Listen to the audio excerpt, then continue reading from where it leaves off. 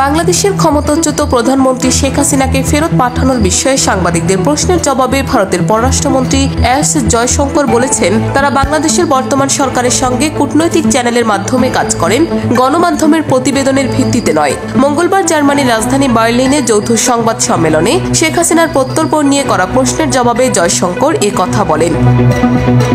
সংবাদ সম্মেলনে জার্মানির পররাষ্ট্রমন্ত্রী আন্নালেনা বেয়ারবকও উপস্থিত ছিলেন। সংবাদ সম্মেলনে ভারতের পররাষ্ট্রমন্ত্রীর কাছে এক সাংবাদিক বাংলাদেশের ক্ষমতাচ্যুত প্রধানমন্ত্রী শেখ হাসিনাকে নিজ দেশে প্রত্যর্পণ করা হবে কিনা তা জানতে চান।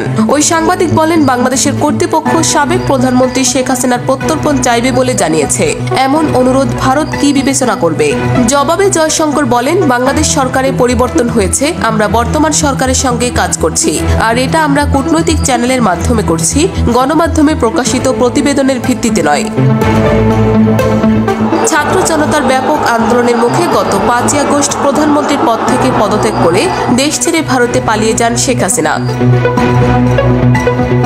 1 মাসের বেশি সময় ধরে ভারতে অবস্থান করা বাংলাদেশের সাবেক এই প্রধানমন্ত্রীকে বিচারের মুখোমুখি করা হবে বলে অন্তর্বর্তীকালীন সরকারের প্রধান উপদেষ্টা ডক্টর মোহাম্মদ ইউনূস জানিয়েছেন। সেনাবাহিনীর যে বার্তা পেয়ে দেশত্যাগের সিদ্ধান্ত নেন শেখ হাসিনা, নিষেধাজ্ঞা সত্ত্বেও ভারতে ইলিশ দিতেন শেখ হাসিনা।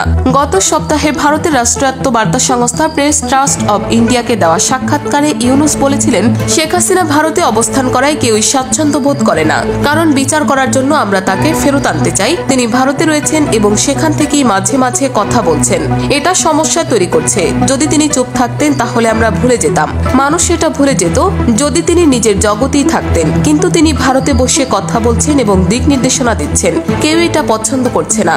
শেখ হাসিনাকে ফেরত দেবে ভারত, কি আছে ঢাকা দিল্লির চুক্তিতে? তবে শেখ হাসিনার প্রত্যর্পণের জন্য বাংলাদেশের সম্ভাব্য কোনো অনুরোধ ভারত বিবেচনা করবে কিনা সে বিষয়ে দেশটি এখন পর্যন্ত সুনির্দিষ্ট কোনো অবস্থান জানায়নি। কূটনৈতিক স্তরে এই বিষয়টি নিয়ে আলোচনা চলছে। এছাড়া শেখ হাসিনাকে বাংলাদেশে ফিরিয়ে আনার বিষয়ে ডক্টর ইউনূসের সর্বশেষ মন্তব্যের জবাবও দেয়নি দিল্লি।